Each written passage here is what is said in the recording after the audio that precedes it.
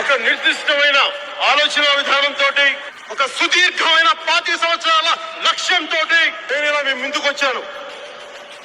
Party పెట్టాను. దాని పేరు జనసేన. మీ సేన, సామాన్యుల సేన, మన భారతదేశపు సేన. నువ్వెవ్వడివి అని అడుగుతున్నా. ఎలా నా కొడక ఏం సోదరురా? పవన్ కళ్యాణ్ అనేవాడు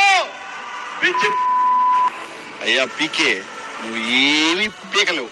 పవన్ కళ్యాణ్ సైకో మెతమకి చెప్తున్నా. దత్తపుత్రుడు ఎలాంటి వాడు అని అంటే, నువ్వు బతికున్నంతకాలం నీకు టైం ఇస్తున్నా. నువ్వు జగన్మోహన్ రెడ్డి గారిని రాష్ట్రంలో నువ్వు మాజీ ముఖ్యమంత్రిని కనుక చేయగలిగితే రాజకీయాలు వదిలేసి నేను వెళ్ళిపోతాను. వాళ్ళు నా వెంట్రిక కూడా పీకలేరు అని చెప్పి ఈ సందర్భంగా తెలియజేస్తా ఉన్నా. నెత్తి మీద కాలేసి తొక్కుతాం కదా, అప్పుడు అర్థమవుతుంది నేనేంటో. జగన్ గుర్తుపెట్టుకో, అర్థపాతాలకి తొక్కకపోతే నా పేరు పవన్ కళ్యాణే కాదు, నా పార్టీ జనసేనే కాదు, మర్చిపోకో.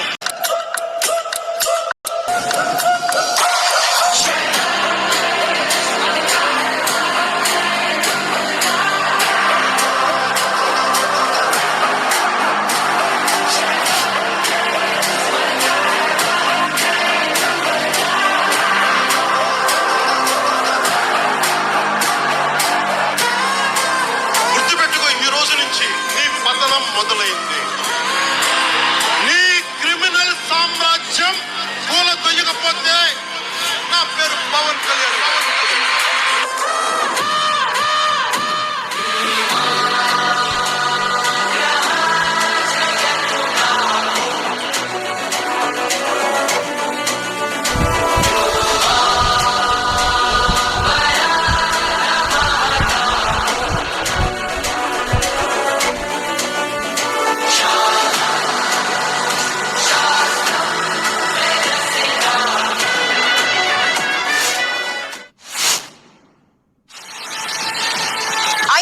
మా మాటే శాసనమంటూ యంత్రాంగాన్ని నడిపిన మంత్రులు ఓటర్ల తీర్పుకి తలొంచక తప్పలేదు.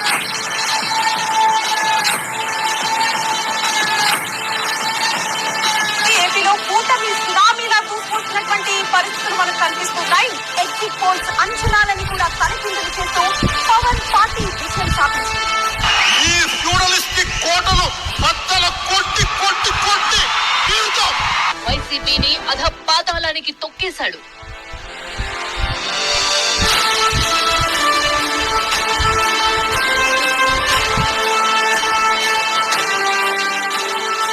కూటమిని విజయ్ తీరాలకు చేర్చడంలో man of the match Pawan Kalyan.